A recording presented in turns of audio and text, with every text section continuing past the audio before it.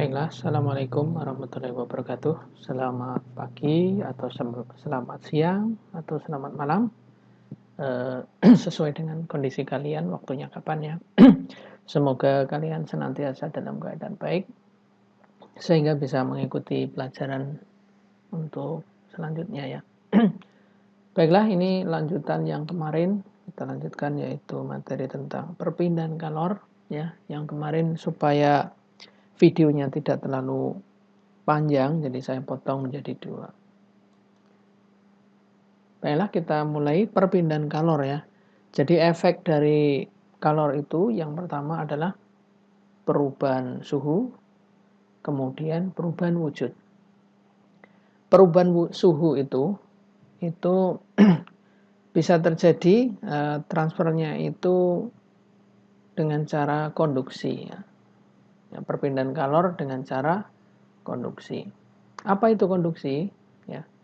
Konduksi itu adalah perpindahan kalor ya, atau energi panas melalui zat perantara tanpa disertai perpindahan partikel-partikel zat yang dilalui ya. Umumnya ini pada zat padat. Contohnya misalnya ini T1 dan T2.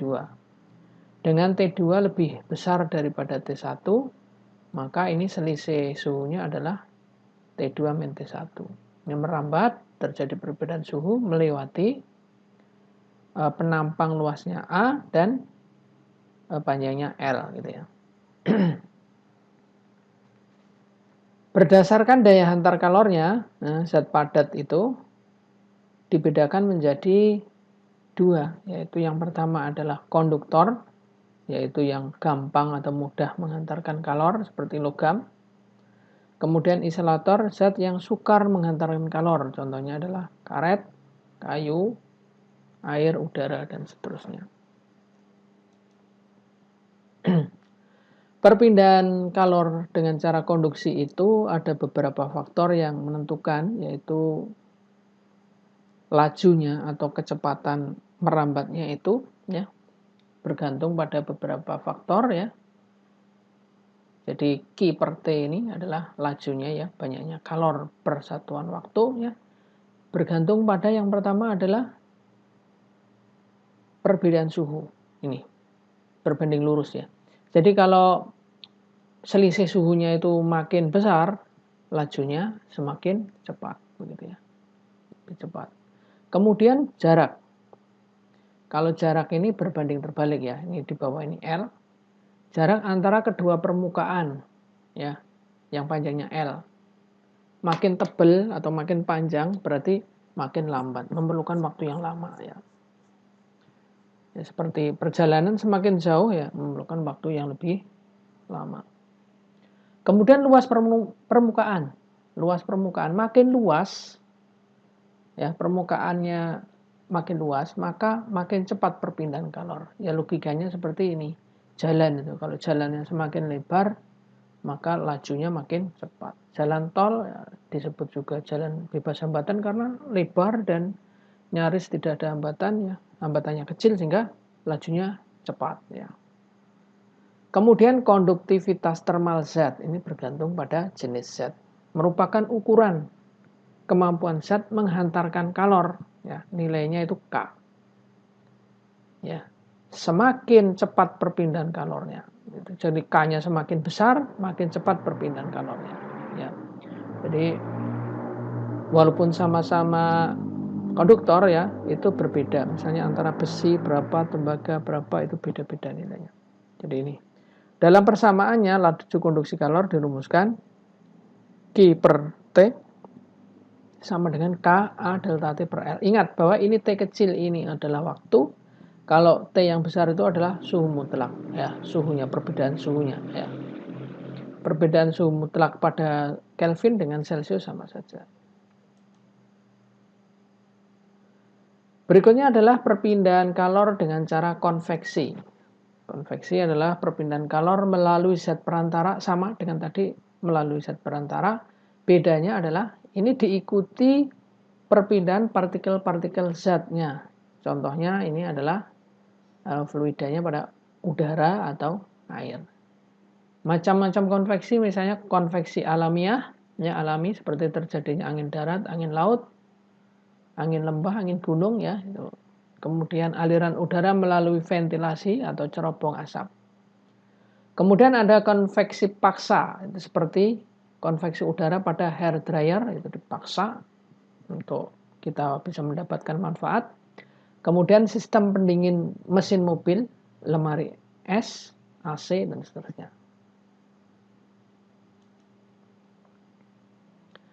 Perpindahan kalor secara konveksi, contohnya ini ya, proses memasak memasak air, itu ketika dipanaskan, di sini partikel-partikel air yang bawah itu mendapatkan kalor pertama kali, mendapatkan panas sehingga dia memuai. Karena memuai massa jenisnya kecil, dia bergerak naik. Yang dingin, ya massa jenisnya lebih kecil turun. Ya, ini terjadi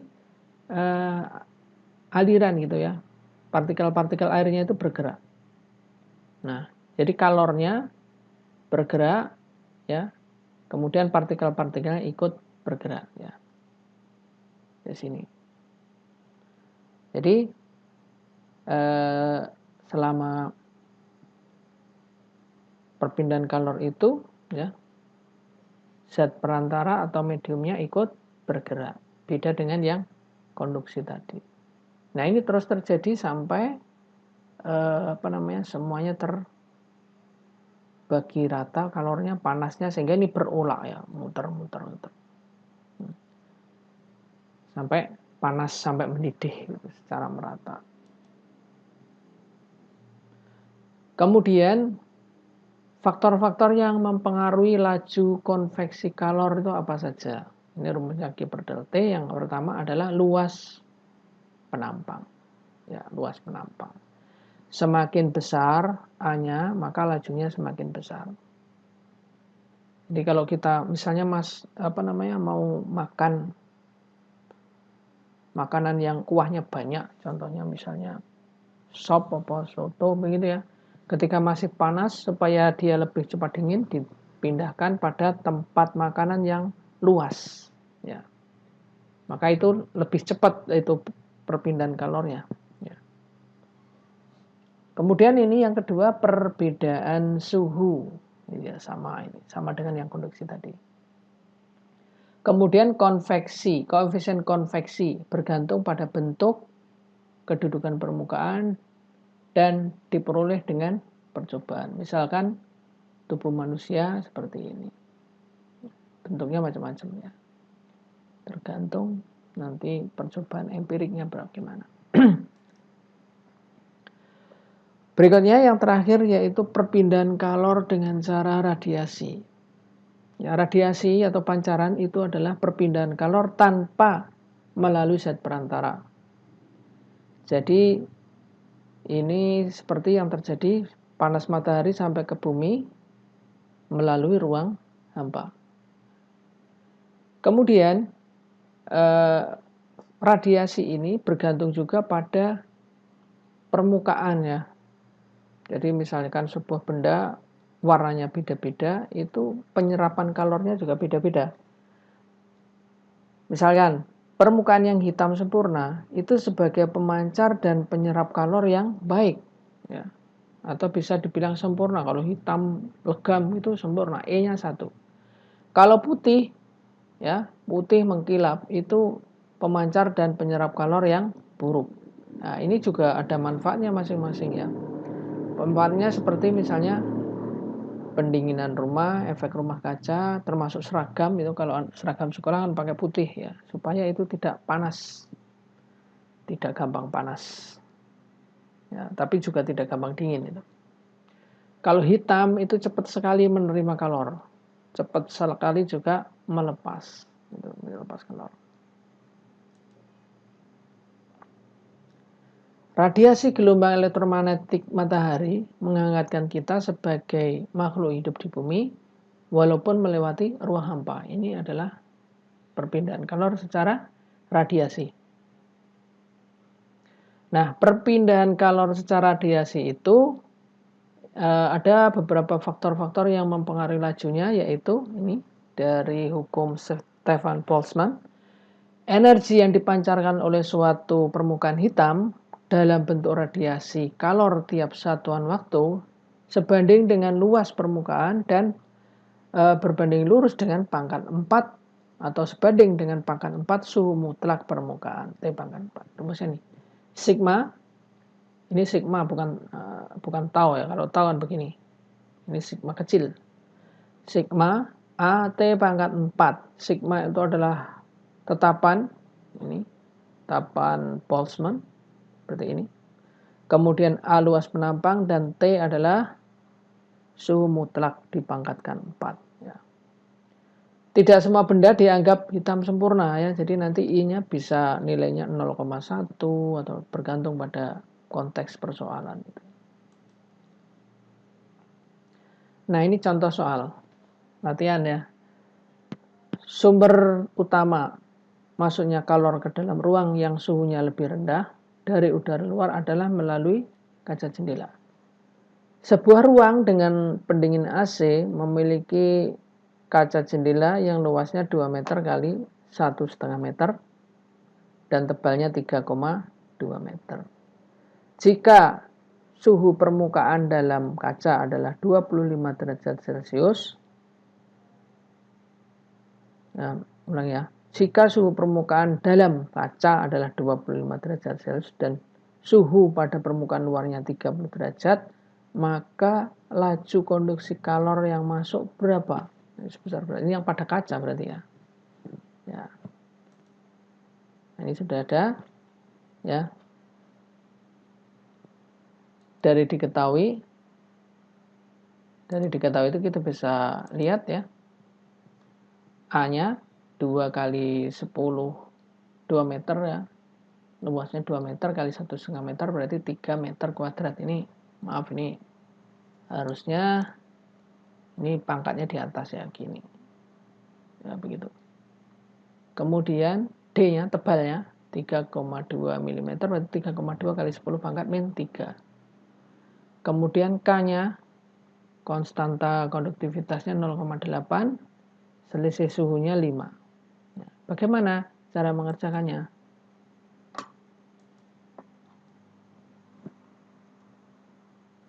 Nah, ini lajunya adalah ini K A dikalikan delta T per D. Ini 0,8 kali 3 kali 5 dibagi sekian, hasilnya ini ya. 3750 watt. Jadi kalau digambarkan kira-kira kan gini ya. Nah, sebentar. Jadi sini kacanya misalkan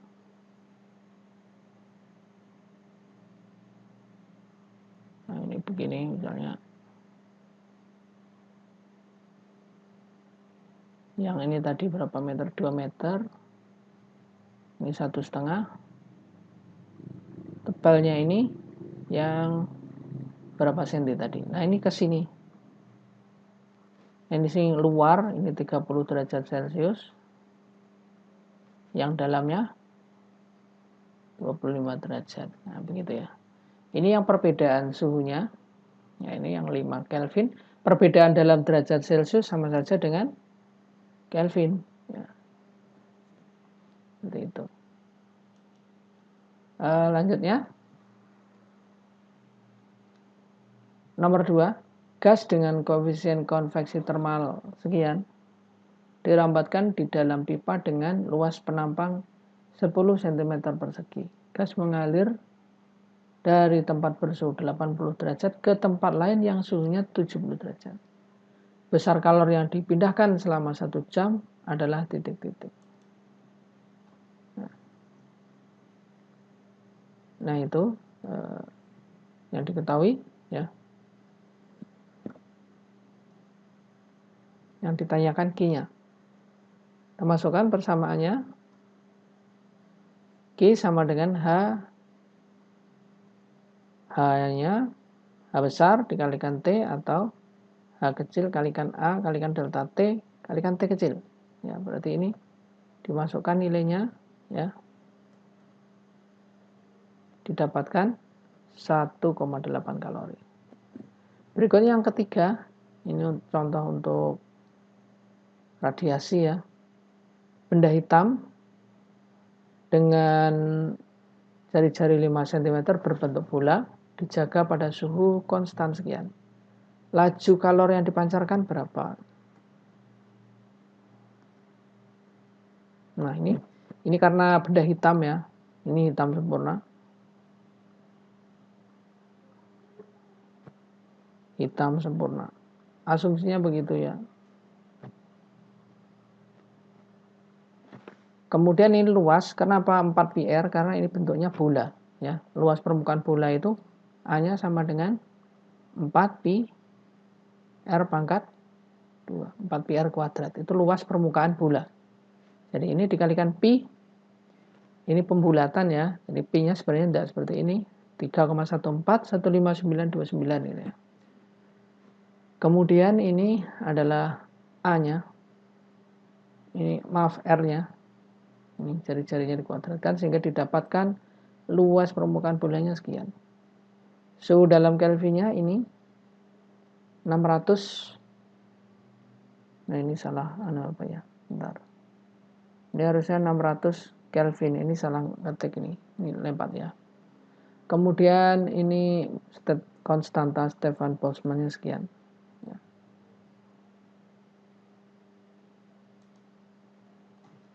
Lanjutnya.